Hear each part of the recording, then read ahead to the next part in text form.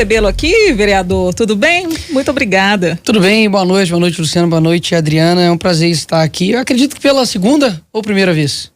Pessoalmente, eu não lembro, né? É a primeira vez. Eu acredito também que seja a primeira vez, é um prazer aí, boa noite a todos os ouvintes. Por causa da Covid, nós tivemos que fazer tudo por videochamada, né? Mas agora a gente tendo o prazer de recebê-lo aqui. E nesse momento muito importante, né? Para a vida política do senhor, já que toma posse em Brasília como deputado federal e como deputado mais votado do país, com quase 1,5 milhão de votos. A gente estava falando um pouco, né? Dessa mudança radical de vida, que de certa forma exige uma logística, né?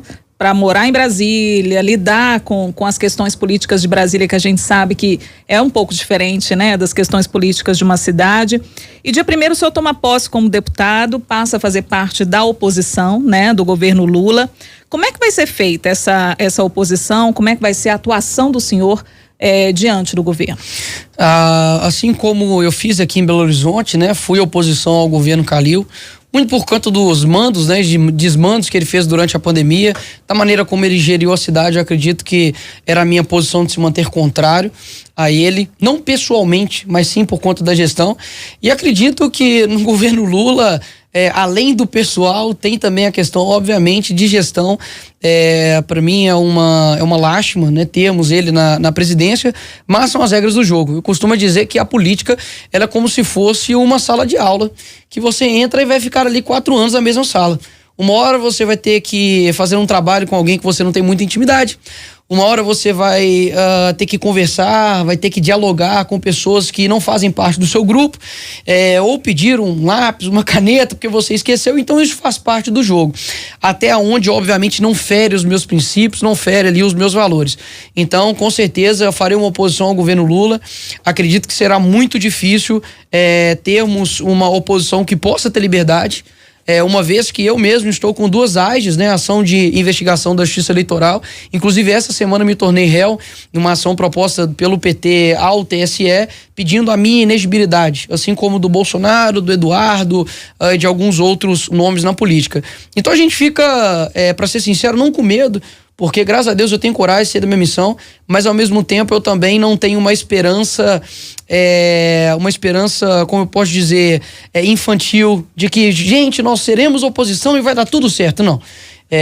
Eu sei que isso realmente será difícil, vai ser uma batalha grande, e a previsão para os próximos anos realmente ela é tenebrosa. Acredito que vai ser difícil a gente conseguir ter um governo equilibrado aí. O senhor já declarou que o governo agora vai saber realmente o que é uma oposição.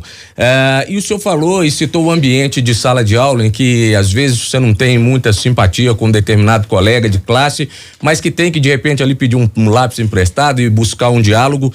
Isso significa que em algumas matérias pode haver um voto favorável da oposição de projetos que virem do governo do executivo? Olha, aconteceu aqui na Câmara de BH eu votar projetos que era da prefeitura, né, que era do executivo. Agora, eu acredito que isso vai ser a exceção da exceção da exceção. Acho muito difícil vir algo bom ali do governo do PT. É claro que dentro dessa exceção, é claro que a gente obviamente vota porque nós estamos com um país, e eu não posso querer que o piloto, né, ele morra ou ele simplesmente seja ruim porque todo mundo está no mesmo avião. Mas ao mesmo tempo a gente sabe que isso foi feito pela oposição durante os 4 anos, né, de governo Bolsonaro, de que independentemente da matéria eles votavam contra porque era simplesmente oposição. Mas eu vejo que 99,9% das proposições forem colocadas ali pelo executivo, eu serei contra. Então isso aí é uma exceção da exceção e acho que realmente é muito difícil de acontecer. Há algum ponto de consenso? Em algum momento, eu sei que está cedo para falar em relação às matérias que vão ser colocadas à prova e tudo, mas dentro do que o senhor conhece da história, né, do PT, do presidente Lula, do que vem sendo feito, existe em algum momento, em alguma perspectiva, o senhor vê perspectiva de consenso? Olha, eu sendo bem sincero, eu não consigo ter consenso, porque senão eu vou me tornar um cúmplice. Né, um cúmplice de ladrões, né, cúmplice de criminosos. Basicamente agora nós temos, por exemplo, um governo que na campanha disse que era contra o aborto.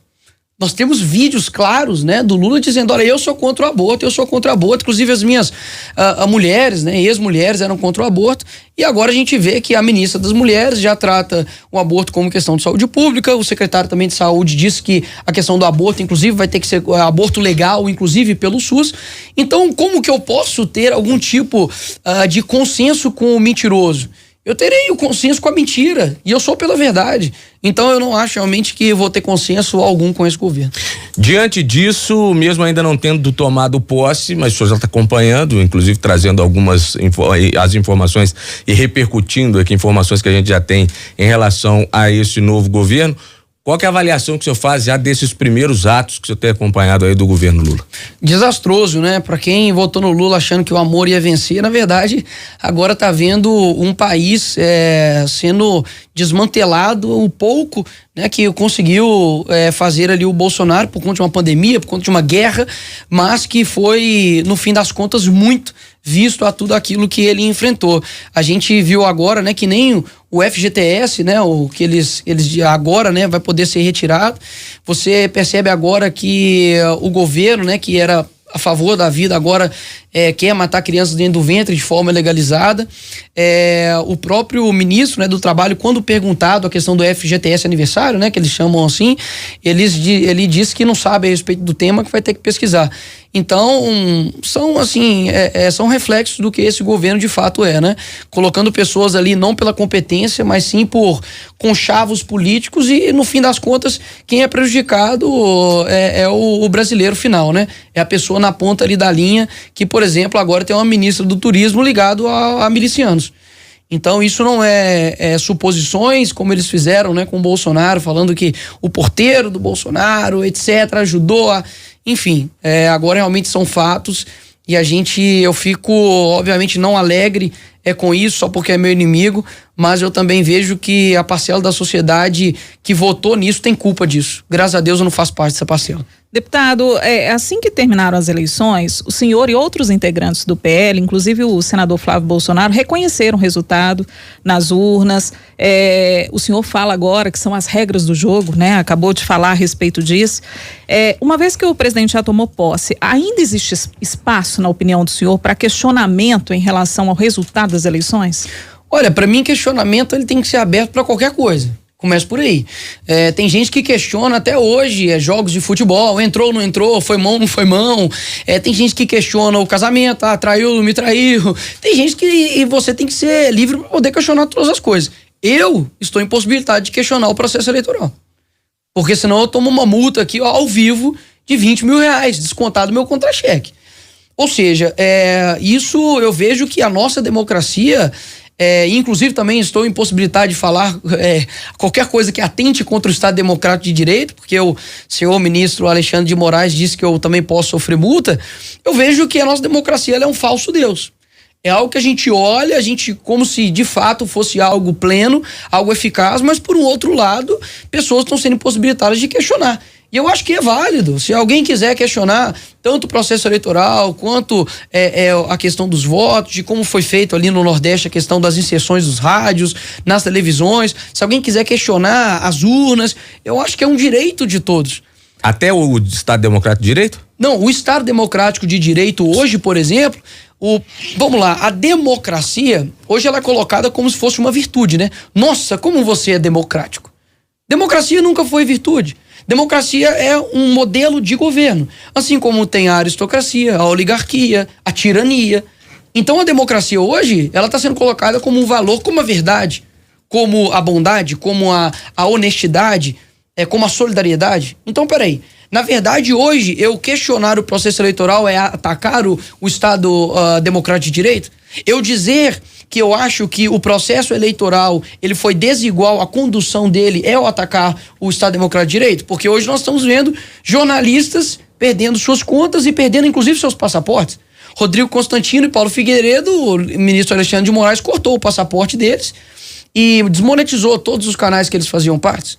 Eu, por exemplo, e vários outros políticos, eu fiquei um mês sem minhas redes sociais e não tive acesso ao processo.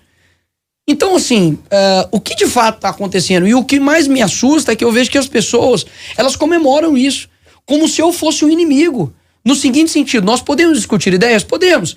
Eu falei isso, inclusive, no meu primeiro dia de posse. Falei, olha, irei discutir ideias. Mas o que eu pude perceber é que, na maioria das vezes, o lado esquerdo da política acaba votando, acaba falando coisas pessoais e não atacando simplesmente ideias. Então, vamos ver. Tem algum jornalista hoje de direita que está cerceado de ter suas redes sociais? Sim. Tem algum jornalista de esquerda que perdeu a sua rede social? Não. Então é muita coincidência da vida somente um lado toda hora ter essa ânsia de verificar a veracidade das coisas. Por que não verifica, por exemplo, do deputado Janones? Que ele disse durante, por exemplo, a campanha eleitoral de que o Bolsonaro ele iria acabar, né, com a aposentadoria, que ele ia acabar com o saque do FGTS, que ia acabar com o 13º, com as férias, e nada aconteceu. Inclusive mentiras contra a minha pessoa. Então, assim, eu vejo que hoje realmente você... Você vê claramente como uma perseguição política. Uma perseguição política bem clara. George Orwell dizia que, olha, a liberdade, ela se significa alguma coisa, sobretudo, é você de dizer coisas que desagradam os outros. O que eu sinto é que hoje as pessoas não podem falar nada que desagrada uma ala da sociedade. Então, até onde isso vai chegar? Vai chegar nas igrejas? Porque tem gente que discorda da Bíblia, concorda comigo? Tem gente que discorda que só existe homem e mulher. E aí, o que vai acontecer? Eles vão proibir também os pastores de falar? Vão proibir as pessoas de dizer que algo é pecado? Porque, no fim das contas, a nossa liberdade está sendo plena onde? Então, assim, eu no meu primeiro dia de mandato como deputado, eu vou colocar minha imunidade parlamentar à prova. Vamos ver se vai funcionar. De que forma? Que vem, então? De que forma é ótimo. Não, surpresa, né? É claro que não contem comigo, né? Pra nada que venha a ser, obviamente, criminoso, atacar pessoas pessoalmente, mas irei falar aquilo que eu acredito que as pessoas querem ouvir, né? Eu tive uma expressão de votos e foi graças a muito trabalho, graças a muito sacrifício. Muitas pessoas sempre, né, quando vem o sucesso de alguém, sempre falam, mas você só fez isso, isso e isso. É engraçado porque também essa pessoa não fez isso e isso, né? Pra conquistar os votos. E durante a campanha, basicamente eu fiz campanha pro Bolsonaro, né? Sabendo da importância dele ganhar. No segundo turno, viajei o Nordeste inteiro, em busca também ali de um resultado favorável. E todos os estados que a gente passou, aumentou em média 4% a votação no Bolsonaro. Então, eu vejo que vou continuar no meu trabalho e vou falar aquilo que tá engasgado na garganta de muita gente aí. Inclusive, o senhor diz que nesses primeiros meses de mandato, o senhor voltaria ao Nordeste, né? Principalmente naqueles locais onde o então presidente Bolsonaro não teve uma votação expressiva, até mesmo para tentar entender melhor, né? Claro que a minha prioridade é Minas Gerais, obviamente. Sim. Minas Gerais me elegeu, Minas Gerais está com demandas absurdas, BR-262, 381, recebi aqui vários vídeos, inclusive, de várias estradas, né? Que estão em estados, assim, horríveis. Em Manhuaçu ali, principalmente, onde inclusive eu fui majoritário. Então eu vou trabalhar, obviamente, aqui por Minas Gerais. E vou ver se no meu tempo, né, onde eu não tenha plenário, onde no final de semana que eu consiga ir no Nordeste, a gente consiga fazer esse trabalho, porque muitas pessoas falam, mas porque no Nordeste teve uma votação contra, né, o Bolsonaro e tudo, inclusive foi a única região que o Bolsonaro perdeu, né, no Nordeste, mas é porque as pessoas também não investem em ir até lá, no tete-a-tete, de conversar com as pessoas. Eu acho que são as pessoas muitas vezes mais sedentas de saber a verdade. Com relação, por exemplo, ao Bolsa Família, né, que virou Auxílio Brasil, com relação à água que foi pro Nordeste, aos avanços que teve lá. Então é muito fácil, né, a gente só lembrar de uma região na hora da eleição. Então eu quero olhar para essas pessoas e foi uma experiência muito boa para mim. Assim, eu pude ver 90% de todas as pessoas que estavam em todos os nossos eventos eram jovens. Eram jovens, assim, entre 12 a 18 anos de idade, e no último agenda que a gente fez em Imperatriz Maranhão, tinha 12 mil pessoas. Então, assim, graças a Deus eu sei que há uma juventude crescendo e isso que é a minha esperança. O senhor já falou aí de alguns pontos, né, que precisam de atenção, principalmente aqui em Minas Gerais. Quais são os outros temas prioritários para o mandato do senhor? Olha, no primeiro dia eu já quero protocolar um PL a respeito, né, do armamento civil. A gente teve aí a derrubada, né, dos decretos pelo Lula, dos decretos anteriores do Bolsonaro, e inclusive das coisas que deveriam ter sido feitas, né, nesses últimos 4 anos, mas eu sei da dificuldade por conta do Congresso, era ter feito um projeto de lei. porque aí não pode ser derrubado, né, na canetada. Então eu vou protocolar esse projeto de lei, né? Estou ali articulando junto com outros deputados também para assinarem junto comigo. Uma outra medida que eu irei tomar, inclusive essa semana, é fazer uma representação ali na PGR com relação à extinção ali da secretaria, né, que ajudava a comunidade surda aqui no Brasil. Vou fazer uma representação para que esse decreto seja revisto, né, que essa secretaria não seja extinguida, e um possível projeto de lei também com relação à educação, que eu fiz aqui em Belo Horizonte, né, de no contraturno das escolas ter educação financeira nas escolas, a matéria, né? Então, assim, são algumas ideias que a gente tem. Obviamente é muito trabalho a ser feito, e um parlamentar não vive também só de projetos de leis, mas sim de uma boa quantidade, mas também junta com a qualidade, né? Não basta ser, fiz tantos projetos de lei, mas a qualidade e a efetividade desses projetos que realmente merecem a nossa atenção. E em relação ao pedido de prisão preventiva do PSOL, em relação ao presidente Bolsonaro, é uma prova de perseguição na visão do senhor? O senhor falou em perseguição política aqui? Antes um ex-filiado do PSOL tentou matar o Bolsonaro, agora querem prendê-lo, né? Ou seja, nenhuma novidade vindo da esquerda. Prender pelo quê?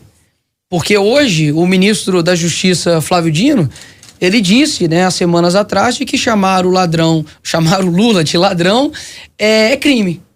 Ou seja, na verdade, eles querem tornar os opositores criminosos a qualquer custo, seja pela liberdade de expressão, seja pela liberdade religiosa, seja por qualquer coisa. Então o pessoal nada mais está fazendo do que a esquerda já vem fazendo. Na primeira oportunidade, eles querem te prender, eles querem te calar. E é engraçado, né? Que o pessoal da esquerda fala que não, a gente não pode colocar na cadeia um menor infrator que simplesmente cometeu um latrocínio, né? Um roubo seguido de morte, ou um menor que roubou alguém para comprar uma cervejinha. Poxa, né? A Márcia Tiburi, que é ativista do PT, disse que há uma lógica no assalto. E aí a gente percebe que eles não querem cadeia para esse pessoal, mas querem cadeia para mim. Querem cadeia pro Bolsonaro, querem cadeia pelas coincidências da vida aos seus opositores políticos. Então, obviamente, a gente está sofrendo sim uma perseguição política, e inclusive, né, o meu próprio porte de armas, ele é travado por conta de um processo, né, de homofobia que eu sofri pela então vereador Dura Salabé, que fez um processo de homofobia contra mim e vai na área criminal e trava o meu porte de armas. Ou seja, eu não posso me defender. E tudo por conta de quê? De uma perseguição política. Então o pessoal só tá fazendo o papel dele de ser inútil. Deputado, tem muita gente aqui no chat, aliás, mais de 3.100 pessoas acompanhando aqui simultaneamente a transmissão do Super N segunda edição. Só registrar algumas pessoas aqui mandando aqui boa noite pro senhor: o Santos, o Júnior Oliveira, o Luiz Henrique, Isabela Galvão, Natália Martins, Matheus Brito, Alex Veloso, a Priscila Antunes, Bruna Tomazini, enfim, Viviane Cruz, Gisele Lima. Gisele Lima está cravando o senhor aqui futuro presidente do país, hein? Deixa isso nas mãos do senhor. Eu nem coloco isso no meu coração, acho algo isso muito distante, e política nem sempre é vontade, geralmente política também é dever. Dina Fernandes, Vera Lúcia, enfim, muita gente aqui participando conosco. Eu queria fazer uma pergunta que é a seguinte: no dia da posse do presidente Lula, ele disse que vai ser entregue aos parlamentares, a todos os parlamentares também, entidades da sociedade civil, outras instituições, enfim, o relatório que foi feito pela equipe de transição, que segundo ele aponta que os ministérios, enfim, que o país está numa situação muito, muito complicada, muito ruim.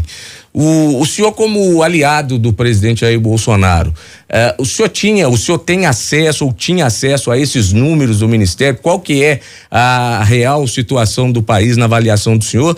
E esse relatório, na sua avaliação, pode surpreender de alguma forma até os aliados do presidente ou não?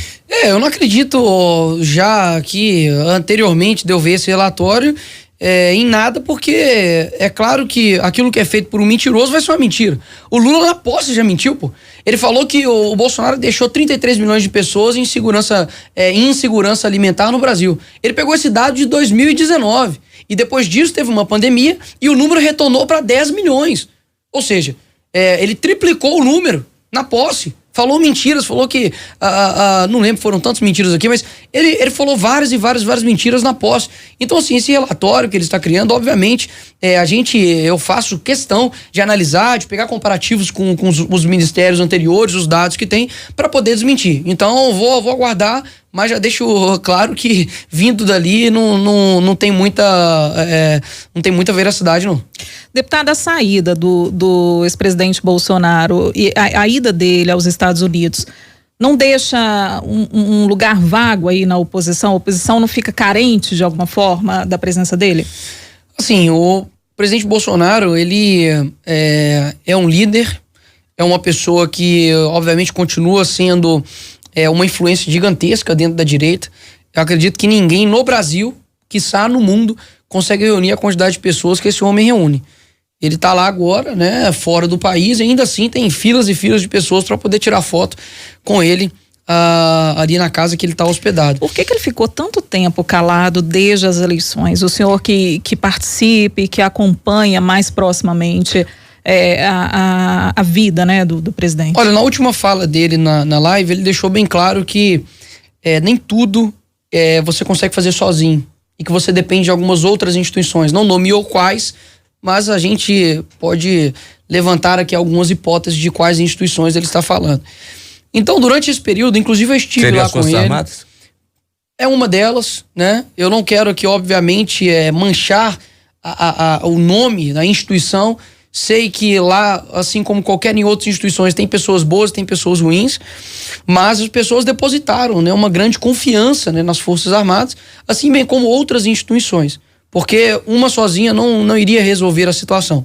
Eu estive lá com o presidente, eu conversei com ele, tive a oportunidade de ficar ali na primeira vez, uns 40 minutos conversando com ele, pude orar com ele, pude dar palavras ali de esperança, e nesse tempo que ele estava em silêncio, acredito que foi uma maneira dele trabalhar aquilo que ele queria, acredito que fosse concretizado, seja uma medida judicial, uma medida onde poderia estar entre as quatro linhas, mas não foi possível.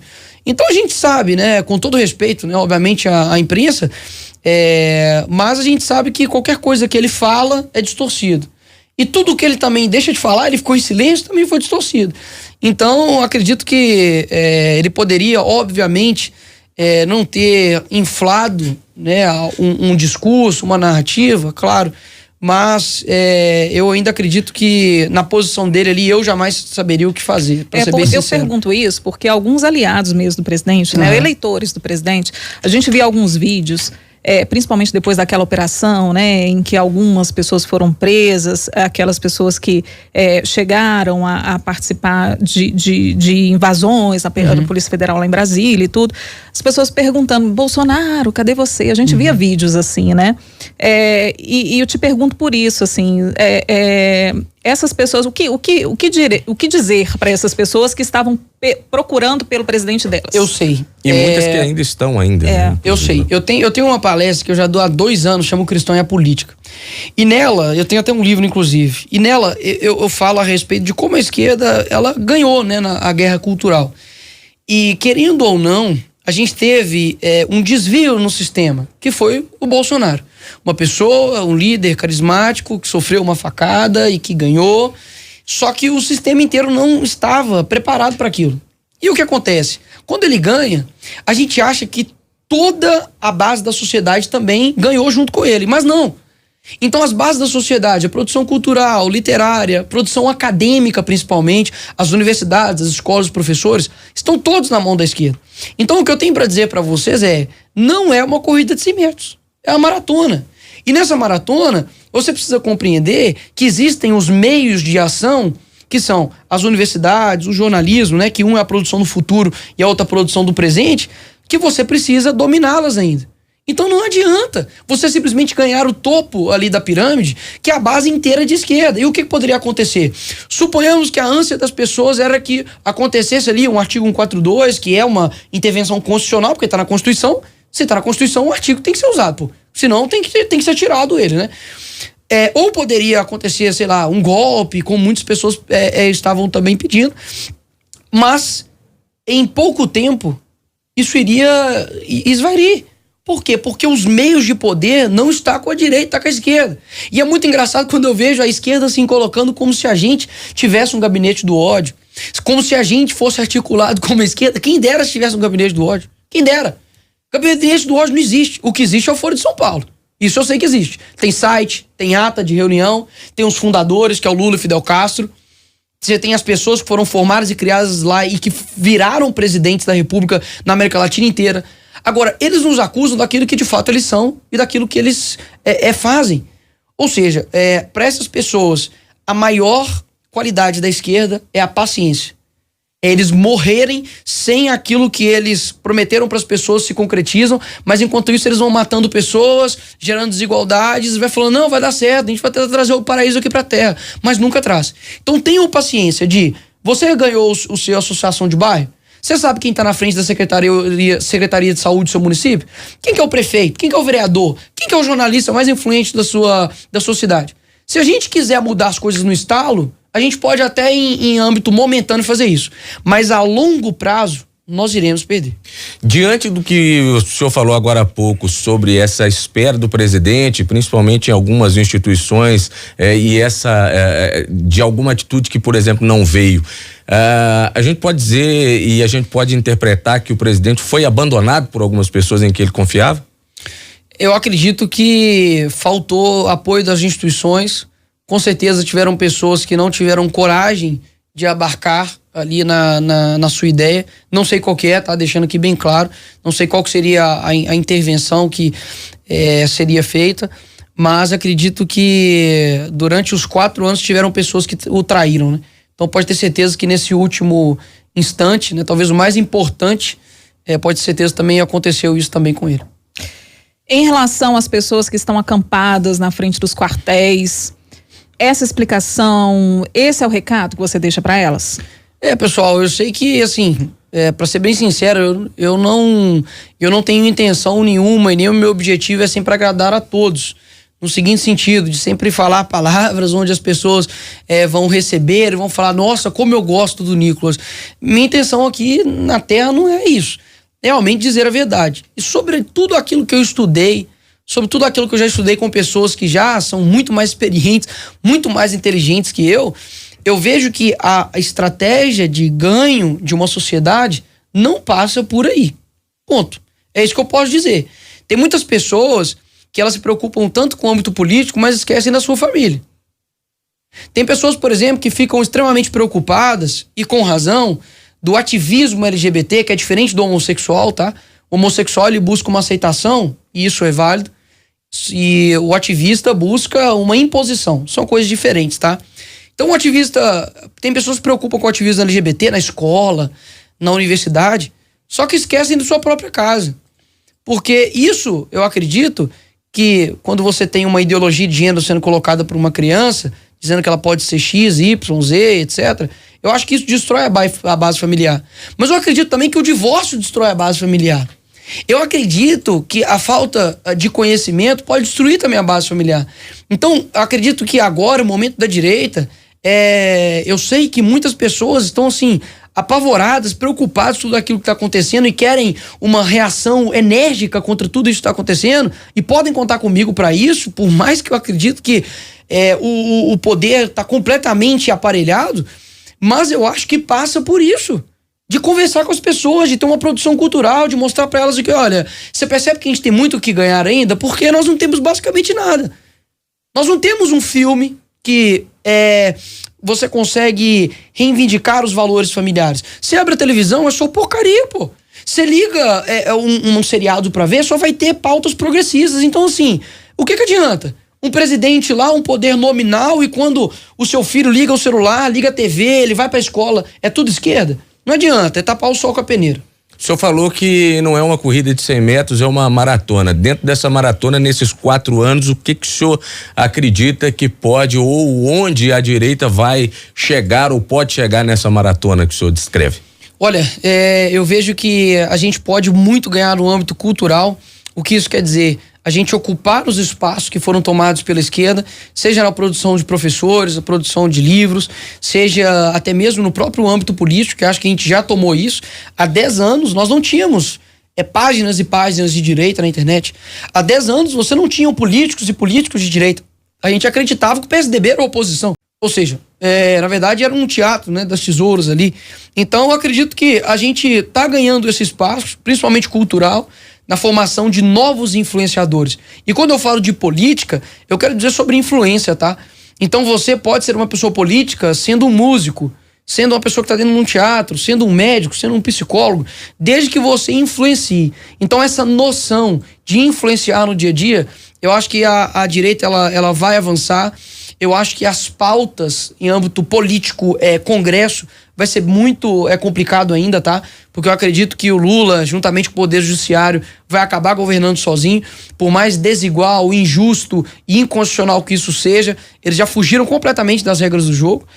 Então... Isso vai se dar mais, então, fora desse âmbito político, na avaliação do senhor. Exato. Por exemplo, hoje... se você for comparar, né? Você tem ali o Felipe Neto, que fez uma propaganda absurda pro PT, né? Junto ali com os jovens. E eu acabei pegando uma parcela também muito grande, né? Dos jovens. E por incrível que pareça, tem muitas pessoas que me param na rua e falam assim: eu votei em você e tal, no primeiro turno. Falei, pô, obrigado e tal. Não, minha família inteira votou em você também. Falei, pô, obrigado, cara. Aí eu falei, agora a gente tem que virar esse jogo aí, hein? Porque ainda tava no primeiro turno, né? Aí ele falou assim, não, cara, mas minha família vota no PT. Eu falei, o quê? Como assim, cara? Como que você consegue votar em mim e votar no Lula? Ele falou, não, mas o pessoal gosta muito de você e tal.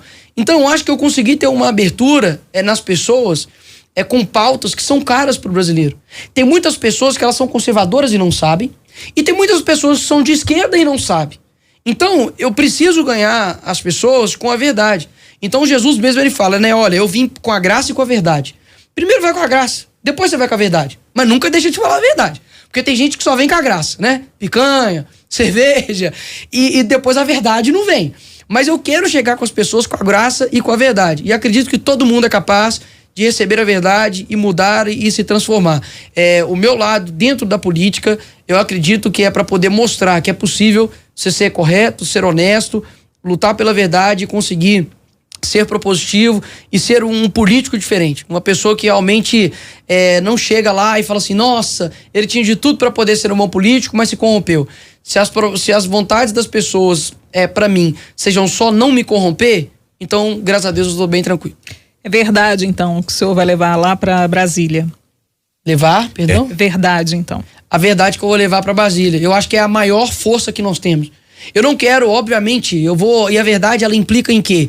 Em mostrar, em fiscalizar o executivo, mostrar os possíveis desvios que está acontecendo, mostrar que enquanto, né, um político tem 25 assessores, um paciente tem um médico para 40 pacientes. Então as coisas estão desiguais. Então pode ter certeza que eu acredito na verdade e tô por ela. A gente estava falando sobre mudança, né? Só pra gente ver, a gente tá caminhando pro final, mas só para fazer já essa pergunta. Viu, deputado, por ficar aqui mais a disponibilidade. Um Preocupa não, tá tranquilo, pode tocar aí. E só para fazer, porque a gente estava falando antes, né? E até antes de começar aqui a entrevista, falou, mudança para Brasília, né? Uma outra realidade, enfim, diferentemente claro que os conceitos são os mesmos, mas a proporção é diferente da atuação, enfim. Como é que o senhor está se preparando para encarar esse ambiente em Brasília, em que a gente sabe, por exemplo, e aí só dando exemplos concretos de como é que funciona a política, a gente viu na posse, por exemplo, do presidente Lula, a Flávia Arruda, que foi ministra do presidente Jair Bolsonaro, dando um abraço no Lula, o Ottônio de Paula, que é um aliado do presidente Jair Bolsonaro, hoje na posse da Simone Tebet e na posse dos outros ministros do MDB, dizendo que estava ali em função do partido, assim como a gente viu no governo, por exemplo, do ex-presidente Jair Bolsonaro, pessoas que foram aliadas do governo Lula em gestões passadas, compondo o governo. Como é que o senhor está se preparando para esse ambiente, hein? Olha, a conta chega para todo mundo, né? A gente viu pessoas que traíram o Bolsonaro, todas elas basicamente não se elegeram, né? A gente tem o Frota, Joyce Haussmann, o próprio Dória esquecido. Então todo mundo que pula do barco acaba realmente se afogando ali. Agora, esse ambiente, pessoal, graças a Deus tem uma boa experiência aqui, né, na Câmara de BH. Pode perguntar para os vereadores de BH como é o meu trabalho. Eu dialogo com todo mundo. Tem pessoas ali que realmente não dá para dialogar, porque realmente há um bloqueio ali, não dá para dialogar. Mas tenho meus posicionamentos firmes, né? Serei flexível no seguinte aspecto, onde não fira a confiança do meu eleitor e os meus princípios. Mas pode ter certeza que na hora que for para poder enfrentar o combate, eu vou enfrentar. Então, esse meio realmente ele é bem mentiroso, ele é muito sujo. Sei que existem pessoas como, por exemplo, a Flávia Arruda, né, que estava com o presidente Bolsonaro. Inclusive tem um vídeo, né, do Bolsonaro falando, olha, dos 23 ela é minha melhor ministra. E aí depois estava lá com o Lula abraçando ele, dizendo, tamo junto, viu? Tamo junto. Então não esperem isso de mim, né? Tudo que eu tenho é meu nome, poxa. Vocês acham realmente que eu vou jogar tudo isso no lixo por conta de uma oferta descabida, por conta ali de uma votação que eu vou ganhar algo por debaixo dos panos? Eu não vou fazer isso. Então, a dificuldade muitas vezes na política que a gente tem é com que as pessoas valorizem aquilo que realmente é eficaz. Você faz um post lá de, olha pessoal, eu juntamente com a prefeitura conseguimos fazer com que a vaga para deficientes físicos agora também abarque os autistas. Porque muitos pais vieram falar comigo, Nicolas, meu filho é autista, eu tenho que achar vaga, eu não consigo, e ajuda a gente. Fui lá e consegui. Aí o post tem 1000 curtidas. Aí depois você vai lá e também que é uma função também do parlamentar, que é falar, né? Vou lá e posto um vídeo lá de eu debatendo. 1 milhão de curtidas. Então, assim, muitas das vezes, as próprias pessoas, elas não dão valor exatamente às coisas que merecem ser valorizadas. Então, acho que esse é o grande desafio do político. E nesse meio, acredito que eu vou me manter assim como eu estive aqui. Posicionamentos firmes, diálogo com quem tem que dialogar e coragem para poder enfrentar tudo que tá por vir aí. A pergunta de milhões para terminar o nosso bate-papo. Diga. Bolsonaro volta em 2026. É o nome para a presidência? Olha, não posso falar por ele, né? Mas se eu fosse ele, com as mesmas regras do jogo, jamais. Não votaria. Não votaria porque dar um atestado daquilo que a gente está dizendo que está errado.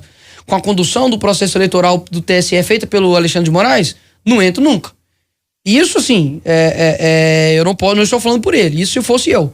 Se fosse eu, não entraria na mesma regra do jogo, não. Tinha que mudar e colocar as coisas a limpo aí para poder participar novamente. Creio que talvez possa... De que forma mudar? Eu acho que, primeira coisa, né, você fazer uma... Primeiro o TSE tem que responder, né, o Ministério da Defesa. Começa por aí, né. Até hoje nós não temos o TSE respondendo o Ministério da Defesa. Ponto. Não sou eu. Não é o fulano da esquina, é o ministro da Defesa, não foi respondido pelo TSE. Então responder ali as indagações, ver a questão ali das urnas, e responder. Porque pra mim é o seguinte, se tem pessoas questionando e é algo tão fácil de mostrar que não é, responde. Tira essa dúvida da galera, fala, pessoal, é porque a urna tal de 2020 é isso que aconteceu. As urnas passadas é isso aqui, ó. O código fonte tá aqui, ó. Foi isso que aconteceu. Passa limpo, esclarece as coisas, mas nem isso você pode requerer. Inclusive, eu perdi um mês de contas minha porque eu fiz exatamente isso. Eu falei, TSE, seria legal averiguar isso. Pum, toma ali censura. Qual nome, ou existe uma possibilidade da direita estar presente em 2026 nesses mesmos moldes? Vamos imaginar que nada muda. O caminho está livre para a esquerda, né? A direita pretende se articular de que forma? Já existe esse pensamento? Olha, para ser bem sincero, é muito cedo ainda para qualquer tipo de previsão. Mas eu vejo que há bons nomes que possam emplacar, que possam ser trabalhados. Eu acho que o Tarcísio, por ser um governador agora de uma capital gigantesca, né, de um estado gigantesco, que é São Paulo, acredito que ele possa ser um nome que venha a ser agradável aos olhos da direita. E isso passa muito pela gestão que ele for fazer lá. Já escolheu ótimos nomes, né, como secretário de segurança, capitão Derrite, capitão da Rota. Então acho que pode ser um nome bom. E também o próprio governador Zema, né, que já mostrou aí um bom trabalho. Obviamente pessoas têm algumas divergências com eles, mas acredito que possam ser dois nomes aí que possam emplacar. Tarcísio negou o bolsonarismo na sua visão ou não? Então, pelo contrário, elogiou o Bolsonaro, falou na posse com relação ao Bolsonaro. Teve uma galera que ficou meio chateada por ele ter cumprimentado ali o Alexandre de Moraes, mas eu acredito que muitas das vezes ali, poxa, a política é isso, né? Muitas vezes você apertar ali mão de pessoas, obviamente que você não concorda, mas desde que seja, né, um aperto de mão e não passe disso, aí, digamos assim, tudo bem. Agora, não pode fazer como várias pessoas que não só apertam a mão, mas alinham-se em tudo, né? De corpo e alma. Aí que é complicado. Nicolas Ferreira, vereador aqui de Belo Horizonte pelo PL, mas dia 1º ele já está lá em Brasília, tomando posse como deputado federal. Ele que é o deputado mais votado do país, com quase 1,5 milhão de votos. Deputado, já chamo assim, sucesso, viu, nessa nova empreitada, né? Tem muita gente aqui, ouvintes falando também que do receio de Minas Gerais ficar esquecida, né, lá em Brasília. Então, que o senhor possa, e o senhor vai ter esse momento para falar para os eleitores e para falar para os mineiros, né, dar esse recado final, esse voto de confiança. Mas agradeço demais a participação aqui. O senhor sempre foi muito gentil aqui conosco, com a Rádio Super, com o Super N segunda edição especialmente. Agradeço muito, sucesso, viu? Obrigado, Adriano. Obrigado, Luciana. Aos meus ouvintes aí, aos meus eleitores, primeiramente, obrigado, né, pelo voto de confiança. A gente conseguiu, graças a Deus, assim, quebrar uma marca que é orgulho, não para mim, mas eu acho que para Minas, né? Primeira vez que o mais votado, né, do Brasil é de Minas Gerais. Geralmente isso ficava sempre com São Paulo. E podem contar, né, com a minha coragem, podem contar com a minha lealdade. Saibam que eu sou de carne e osso como vocês, né, que tem os meus defeitos, tem as minhas falhas, mas pode ter certeza que quando eu errar, sempre vai ser por excesso e nunca por omissão. E que as demandas, né, que venham a surgir, porque aqui é muito dado, muito é cobrado. Então eu fui majoritário, eu acho que em quase, não sei, 500 cidades, 200, 300 cidades. Então eu sei que vou ser muito demandado, sei que vai ter muito jogo sujo, né? De pessoas que falam, você não votou aqui no Nicolas? Então chama ele agora para resolver isso aqui na minha cidade. Mas pode ter certeza que eu vou ter uma equipe boa, né? Estou com sangue novo para poder trabalhar, e aquilo que tiver ao meu alcance, além do meu alcance, vou dar o meu máximo para poder colocar Minas Gerais no patamar que ela merece. Obrigado mais uma vez aí, Deus abençoe vocês. Nós é que agradecemos. Tudo pronto. Boa noite. Brasília, equipe formada, tudo pronto? Tá tudo pronto, graças a Deus. Em abril. Só falta casar. Só falta casar. Isso aí a gente resolve em abril. E ó, já tô fazendo uma previsão aqui, tá? Eu vou casar e tem uns 10 dias, né? Que você pode tirar, né? De licença casamento? De licença casamento, todo mundo pode e tal, tirar. Pode ter certeza que vai ter manchete falando que eu usei dinheiro da Câmara, que eu tô ausente. Já tô fazendo uma previsão aqui, que não precisa muito, né? Ser muito mãe de Ná pra saber isso, né? Que nem no casamento, onde o crente mais espera, né? Ele vai ter a lua de mel, né? Ele vai ter paz. Mas tá bom. É o preço, né? Que paga por estar aí na vida pública aí. Obrigada, viu, deputado? Obrigado.